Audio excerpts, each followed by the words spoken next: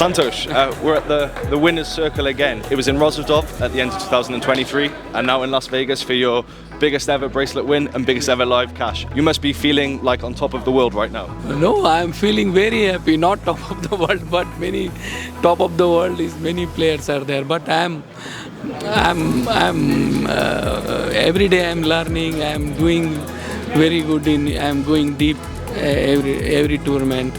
So I'm so happy now. So back in Wsop, you told me you were learning from the best players, yes. practicing from them. What have you been able to take from their game to put into your game? No, they are all the best player. No, so I can because of the Triton app, I can see his hand. So I can every day I'm learning. So many last 2 years I'm playing Triton. So I day by day I improved my game.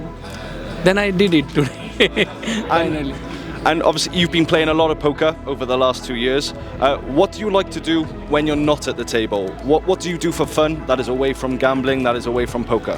That time I'm in home time, I'm spending with family and I'm looking my business also. So after that I'm all our world I'm going and playing on poker only. Now only these days I'm playing cash game and tournament also.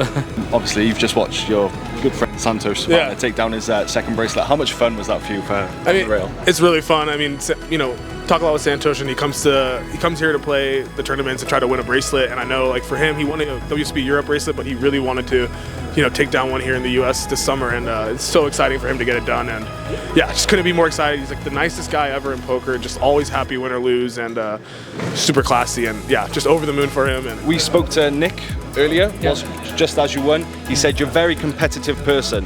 Where does that come from?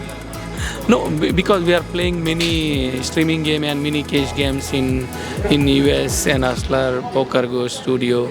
So it's just the competitive spirit comes from there. Yeah.